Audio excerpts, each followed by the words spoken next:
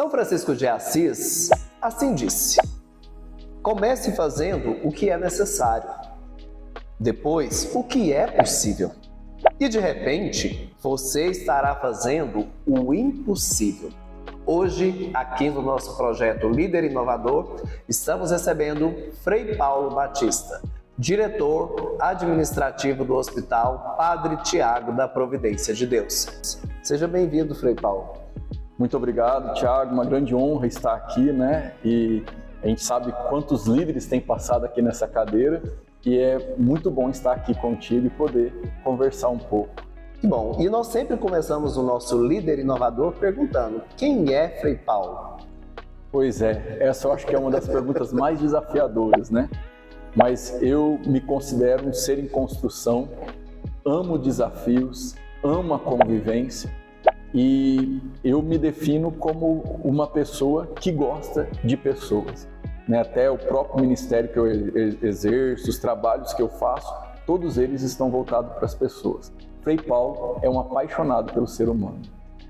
E foi essa paixão pelo ser humano que fez o senhor ir para o seminário, ir para a área da saúde, de querer cuidar do próximo? Pois é, eu vejo a minha história como uma história muito conduzida por Deus, porque boa parte dos acontecimentos foram acontecimentos que eu não projetei, que eu não imaginei, que quando eu era criança, né, eu sempre fui criado na área rural, então como todo jovem a gente queria ser agrônomo, veterinário ou agrônomo. Minha família é de tradição católica, mas não de uma participação ferrenha, né? Era mais daquelas principais atividades e eu cresci ali com uma cultura católica, porém não ativo na igreja.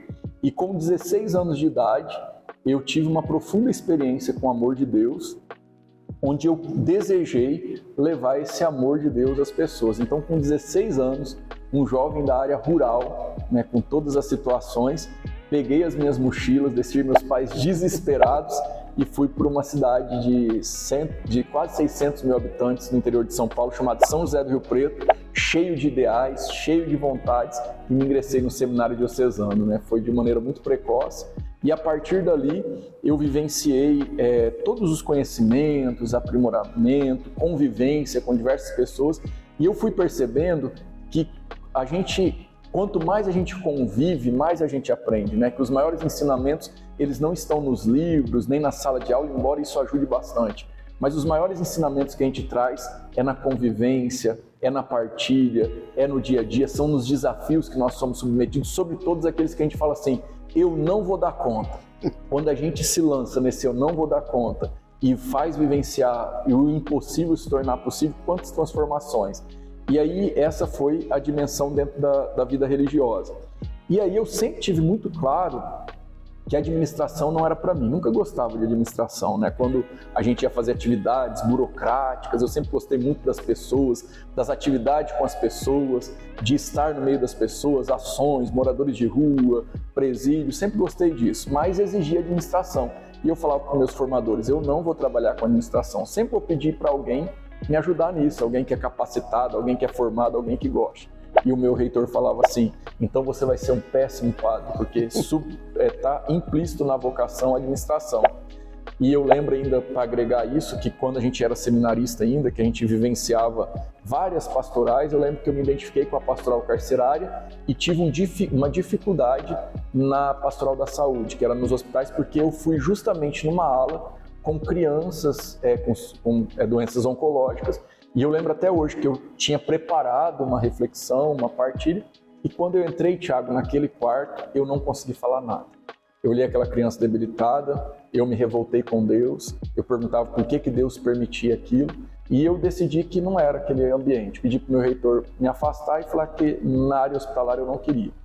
E aí a vida girou e eu fui nomeado com 28 anos para cuidar de um hospital no Rio de Janeiro, né? Eu fui para trabalhar na pastoral, mas chegou lá, eles me nomearam como diretor-geral de um hospital com 1.800 funcionários, com mais de 500 leitos, e aí de repente eu estava dentro do hospital... Sendo administrador? Sendo administrador, e apaixonei pela administração. A administração hoje, assim, eu amo, depois eu tinha feito filosofia e teologia, né? Mas eu percebi aí uma lacuna, e aí eu ia fazer uma pós-graduação, mas eu percebi que não ia ser tão interessante, que eu queria ir lá na raiz, nos princípios, e eu comecei a administração. Hoje eu sou apaixonado pela administração, amo as questões de liderança, sobretudo a questão de desenvolvimento humano, né? Já vi muita gente que chegou na unidade com auxílio e a capacitação da gente, às vezes pessoas que até saem chorando, né? E eu sempre falo para as pessoas que trabalham comigo, né, que a gente não tem ideia de onde é o nosso limite. A gente nunca sabe qual é o nosso limite. Eu brincava com o pessoal, falava assim, gente, eu tenho um pedido para fazer para vocês.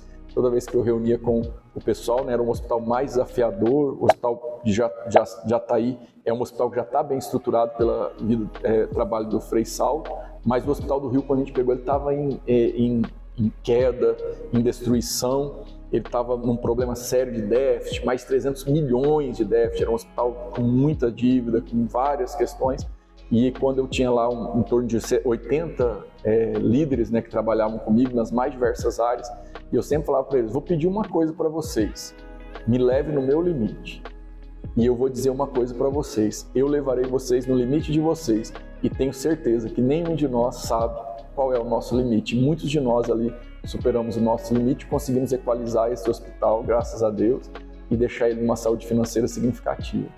Gostei, né? Oportunidades que elevam o nosso limite. E como conciliar a religiosidade e a administração? Eu acho que quando você fala de ser humano, todo ser humano é um grande mistério. Então, o olhar religioso, ele nos permite olhar além.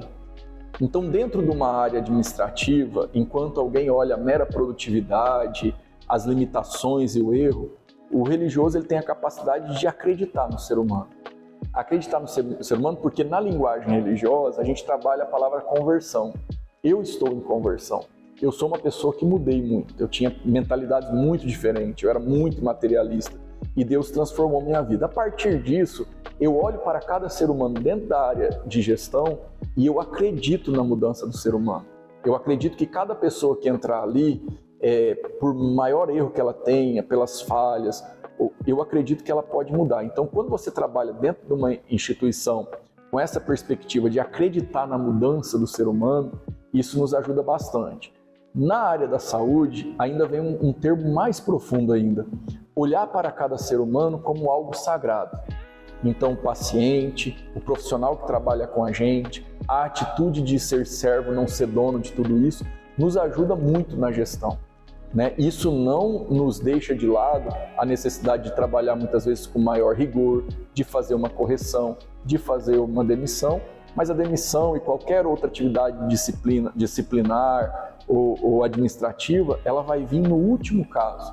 A gente sempre vai acreditar muito na pessoa. Então eu acho que a questão religiosa ajuda muito na questão da gestão e do trabalho com as pessoas. Por outro lado, hoje eu vejo o quanto o mundo corporativo me ajudou a ver o mundo. Então hoje eu tenho a oportunidade, e agradeço muito a Deus isso, que a vivência corporativa, o business, o trabalho empresarial, o contato com o maior diverso, porque, por exemplo, se eu fosse um mero religioso, eu iria estar dentro da minha igreja, da minha sacristia, e vendo o mundo a partir dali. Só que o trabalho nosso nas instituições de caridade nos coloca em contato com as mais diversas religiões, com crentes e ateus, com pessoas totalmente capitalistas, totalmente altruístas, com pessoas que, se você bobear, te dá um golpe porque você negocia o tempo todo, você trabalha. Então este mundo amplo também agrega muito para o nosso ser enquanto pessoa e nos ajuda muito a trazer tudo isso para a vida do religioso, né? Esse mundo todo. Então acho que tudo isso é uma soma. E o interessante, Thiago, é que tudo isso também me faz viver não como um religioso separado do mundo, me faz viver inserido no mundo. E essa inserção no mundo me ajuda a enxergar muitos problemas. Qualquer problema que você tiver como pai de família, eu como frei vou ter, porque eu também estou à frente de uma obra. Se tiver um problema financeiro, uma situação de crise econômica, as obras nossas também vão sofrer. Então eu costumo dizer assim que nós, embora sejamos frades e religiosos, a gente tem uma vida de qualquer operário, e isso eu acho muito bonito. Na verdade, quando eu vejo o frei que eu sou hoje, é justamente o que eu sonhava quando eu saí de casa com 16 anos. Eu nunca quis viver separado, eu nunca quis ter privilégios, eu sempre quis estar muito inserido no mundo, e eu gosto muito de estar no mundo. E isso, o envolvimento com a parte administrativa proporcionou Muito para o isso. senhor. Uma questão, né, quando eu fiz o curso de turismo, nós estudamos muito que a palavra hospitalidade, ela vem de hospital, né, que o hospital precisa ser um lugar acolhedor, um lugar que recebe bem, um lugar que cuida. E isso nós percebemos muito, né, nos hospitais que são administrados por religiosos. E como é a implementação disso, a trazer essa visão para todos os profissionais que atuam ali, né, que não são religiosos, não têm essa vivência, mas que precisam trazer essa hospitalidade que é, vamos dizer assim, a cara das instituições que são administradas por religiosos. É interessante é isso que você trouxe, é muito interessante. E ainda se a gente agrega o fator histórico de que os hospitais, eles nasceram nas hospedarias das igrejas, onde era cuidado nos porões das igrejas, onde que os doentes iam, porque no princípio a doença ela não era vista só como algo físico, né? Era muito tido como algo espiritual, por isso que acabava sendo tratado pelas igrejas. Então era muito comum nos porões das igrejas, irmãs de caridade, junto com alguns padres, cuidar. Então aí vem essa história da hospedaria, da hospedagem. E aí a gente entende que a gente olha tudo isso e observa que tudo vai ser substituído por máquina, mas a hospitalidade é impossível ser substituída por máquina, né? Eficiência, eficácia, efetividade, tudo isso é possível trazer por meio de equipamentos, mas hospitalidade é algo que só o ser humano pode dar. Então a área da saúde, como a questão de hotéis e hospedagem, ela é essencialmente humana. A gente fala muito hoje dentro da área da saúde, né? A humanização da saúde, né? Humanizar o humano, parece até contraditório, mas parece que tem, né? Hoje tem até do curso de medicina, né? Medicina humanizada. Os cursos, a formação continuada é sempre assim. E aí, qual é o grande desafio? Quando você traz para uma cultura que é a cultura de Jataí, é muito interessante, porque o povo jataiense é um povo hospitaleiro. Um povo que gosta de acolher, que gosta de levar para casa, que gosta de estar junto, agregando ao fato também que todos os profissionais do hospital são conhecidos na cidade. Se eles são grossos, se eles distratam os pacientes, isso influencia na vida deles do cotidiano também. Então, quando você trabalha numa cidade de Jataí, a questão da hospitalidade é um desafio menor. Quando você vai para um grande centro, como tive a oportunidade de ficar 10 anos no Rio de Janeiro, esse é um desafio de treinamento, de constância, de acompanhamento, de criar metodologias, né? Aí você tem que trazer a questão técnica para cuidar e desenvolver isso, por meio de produtividade, levar os pacientes a participar da avaliação desses profissionais, né? Porque alguns vão porque é mato e outros vão por interesse. Então, normalmente, o que a gente trabalha no hospital, e eu sempre falei isso, né? Antes de cada não, faça necessário perguntar o porquê não, né? Porque o hospital tem que ter regras, mas muitas regras precisam ser quebradas para facilitar e acolher aquele paciente. Uma outra situação é que num leito, cada pessoa deve ser vista como indivíduo. Você não pode massificar um tratamento, então cada um é um. E aí os profissionais da saúde, eles precisam entender essa situação e prover. E aí dentro da questão, numa linha de uma visão empresarial, cada paciente ele é um cliente. Quando a gente chama o paciente de cliente, alguém fala, não gosto desse termo, isso aí é muito comercial, mas é dentro da palavra profunda, é aquele que eu preciso dar um produto, que eu preciso oferecer, é aquele que eu preciso que ele precisa ter as suas necessidades atendidas. Isso, essas necessidades precisam ser atendidas. Então é essa visão hoje que se fala, muitos profissionais, várias produções já científicas sobre a área da saúde, ela não fala mais paciente, ela não chama muito menos de doente, né? Ela chama de cliente, porque a ideia é que aquele indivíduo precisa ter todas as suas necessidades atendidas por meio de nós que estamos lá como fornecedores para ele. Então é justamente isso. Agora é um grande desafio. Por quê? Porque muitas vezes aquele indivíduo que está cuidando também precisa de cuidado.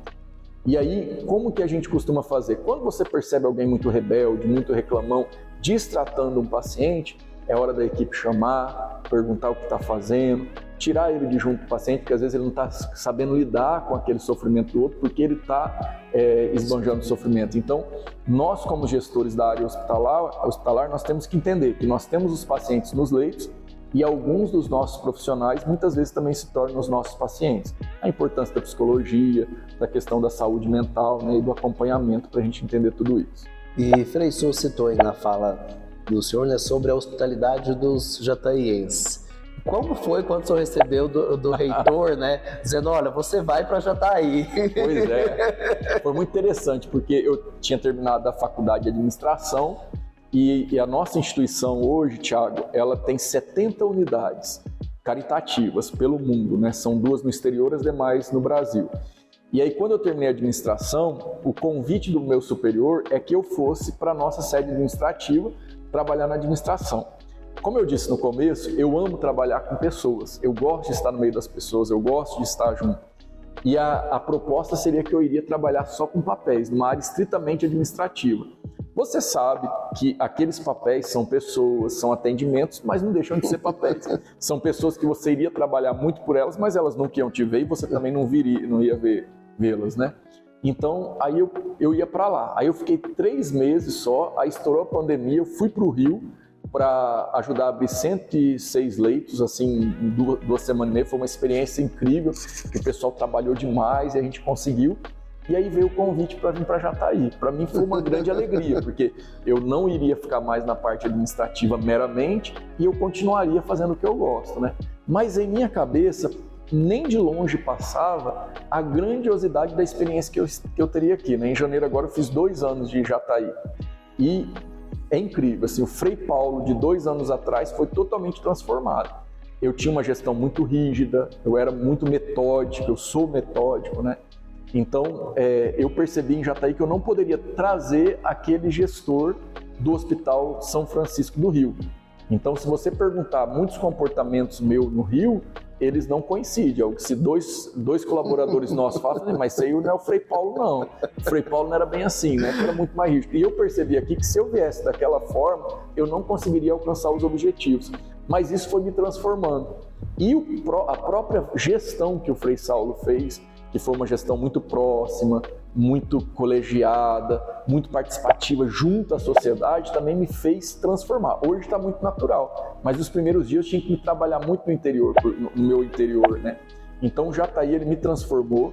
Jataí é uma cidade que eu apaixonei e eu vou te falar, todos os freis que vêm e passam por Jataí sentem uma dor enorme quando são transferidos de cair em lágrimas. O Frei Saulo, por exemplo, faz 2 anos que ele está fora e o sonho dele é retornar para Jataí. Então, e eu temo a transferência de Jataí. O pessoal fala que quem bebe a água do Rio Claro não quer nos deixar mais, isso né? É verdade. É muito interessante, porque assim, na primeira campanha que eu fiz, né, quando a gente chegou no hospital, o hospital é um hospital caritativo, então ele vive de campanhas.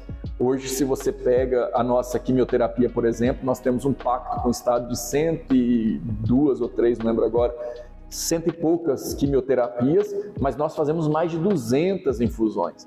Esse excedente ele é feito com doações da sociedade, ou com aquilo que é superávit do convênio do particular, que a gente consegue fazer esse atendimento. Então a gente tem que ir atrás de doações. E a primeira campanha que eu lancei, eu brinquei com o pessoal, falei, a palavra não existe por aqui.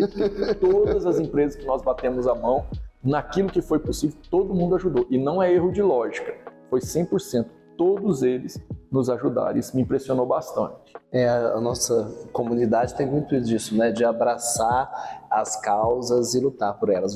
Os jataienses sempre foram muito agarridos, assim, muito bairristas também, né? Muito. Muito bairristas. Quando você escuta várias histórias, principalmente sobre a implementação de instituições aqui, como a Universidade Federal, né, como o próprio CRPM, essas instituições mais representativas assim, é histórico você ouvir a luta, o engajamento dos jataienses para ir atrás, para afirmar as instituições. Isso vai passando de geração em geração, né, e que traz esse espírito acolhedor e de engajar também nas obras de uma forma geral. E uma capacidade de levar a gente para a vida das pessoas. Eu acho isso muito bonito, sabe?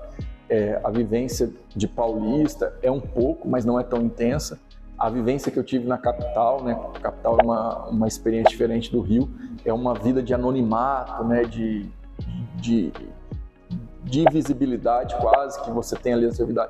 Mas Jataí não. Jataí, essas pessoas, elas levam a gente para a vida delas. a gente começa a participar da história delas, e isso me deixa muito encantado. E o senhor já faz parte da nossa vida, né? E vocês da minha. Da nossa história, né?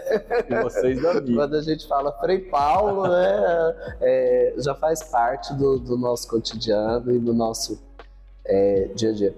Frei, nós estamos entrando aí, né, logo vem o período de Páscoa, né, Quaresma. Eu gostaria que o senhor deixasse, né, uma mensagem aí para esse período, né, para esse momento de reflexão e de religiosidade nesse período. Ô, Tiago, eu acho que nós estamos vivendo um tempo de muita superficialidade, né? Quando a gente começa em todas as vivências, nos relacionamentos, nas amizades, na vida profissional, nos estudos, na questão humana, né, religiosa. Então, o grande risco do momento atual que nós vivemos é justamente essa superficialidade, né? Então, eu acho que é o momento da gente romper com a superficialidade e tentar aprofundar, né, naquilo que nós somos de fato, no que de fato nós queremos. Às vezes nós somos conduzidos por tantas ideologias, né, tão arriscadas, né?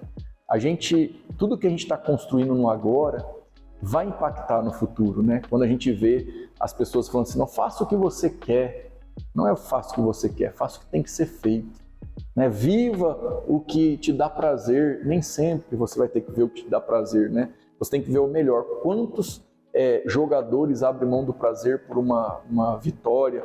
Quantos estudiosos abrem mão de um prazer para crescer intelectualmente? Não é só um discurso religioso que eu estou fazendo, mas é um discurso existencial. É preciso a gente ter uma meta pela qual viver. E o período quaresmal, desses 40 dias, quando fala da prática do jejum, da penitência e da caridade, não é só uma linguagem religiosa ou meramente transcendental, mas é uma oportunidade que o ser humano tem de dizer, eu sou dono de mim.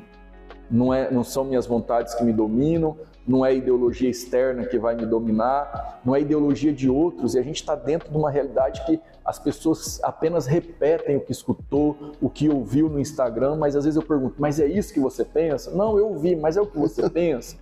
Então, qual é a tua identidade, qual é a sua opção? Então, esse tempo de Quaresma é um período oportuno para a gente romper com aquilo que não somos nós, com as bagagens que nos pesam na vida, que nós precisamos deixar, porque a vida foi feita para viver de maneira muito livre e leve, né? Quantos de nós trazemos cargas horríveis, né? E depois lembrar da Semana Santa, que eu acho fantástica na dimensão existencial. Notem que eu nem estou falando dentro de uma dimensão religiosa, é para a existência. A Semana Santa, que nós vamos vivenciar após os 40 dias, né, dentro de uma perspectiva aí, ela nos lembra que todo mundo vai sofrer. Não existe alguém que diz assim, não vai ter sofrimento na minha vida. E a gente vai ter que enfrentar esse sofrimento, tendo opção ou não. Mas todos nós seremos capazes de vencer o sofrimento. Porque com Jesus nós aprendemos que existe sim uma sexta-feira santa que dói e sangra, mas depois existe um domingo de Páscoa que ressuscita. Então, quando a gente estiver diante de um grande sofrimento, lembre-se disso, que vai vir o domingo de Páscoa e a qualquer momento, e o sol vai brilhar para todos nós, por maior que seja a escuridão que estejamos vivendo. É sempre muito bom ouvi-lo, né? O senhor realmente tem todo um preparo e também um dom, né? Para trazer uma palavra de conforto e de ânimo para todos nós. Foi um prazer recebê-lo aqui. Eu que agradeço. Desejo ao senhor todo sucesso, né? Aqui conosco no Hospital Padre Tiago e por onde o Deus encaminhar o senhor. Muito obrigado por estar aqui conosco no nosso projeto. Tiago, eu que agradeço, uma grande oportunidade aí e que Deus abençoe muito você e toda a equipe. Amém, muito obrigado. Obrigado.